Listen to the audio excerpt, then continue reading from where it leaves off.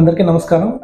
ఈరోజు నేను డిస్కస్ చేయబోయే టాపిక్, చాలామందికిను సర్వైకల్ క్యాన్సర్ ట్రీట్మెంట్ అయిన తర్వాత సెక్షువల్ యాక్టివిటీ ఎప్పుడు రెజ్యూమ్ చేయవచ్చు అనే క్వశ్చన్ ఉంటుంది. యూజువలీ సర్వైకల్ క్యాన్సర్ ట్రీట్మెంట్ అయిన తర్వాత రేడియేషన్ అది చేసిన తర్వాత వెజైనా ఏరియా చాలా డ్రైగా అవడం అనేది అవుతుంది. దానివల్ల పెయిన్ఫుల్గా ఉంటుంది సెక్షువల్ యాక్టివిటీ అది చేస్తున్నప్పుడు.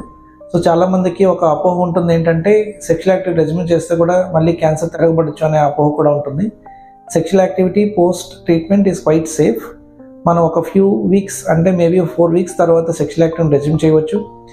ఒకవేళ కానీ పెయిన్ ఆర్ ఇనీషియల్ బ్లీడింగ్ ఉన్నట్టయితే దానికి భయపడాల్సిన అవసరం ఉండదు. మనం లూబ్రికెంట్స్ అంటే విస్కస్ జైలోకైన్ కానీ లేదంటే కేవై జెల్లీ అనేవి మనకి అవైలబుల్గా ఉంటాయి.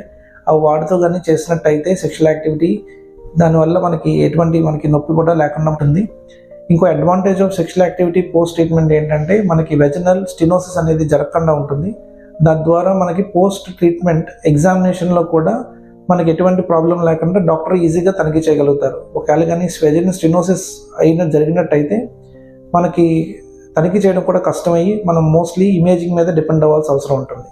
So I would say sexual activity is quite safe, but డాక్టర్ని సంప్రదించి లూబ్రికెంట్స్ లేదంటే పెయిన్కి సంబంధించిన ట్రీట్మెంట్ కానీ తీసుకుంటూ వాడితే మనకి సేఫ్గా మనం సెక్షువల్ యాక్టివిటీ కంప్లీట్ చేయవచ్చు.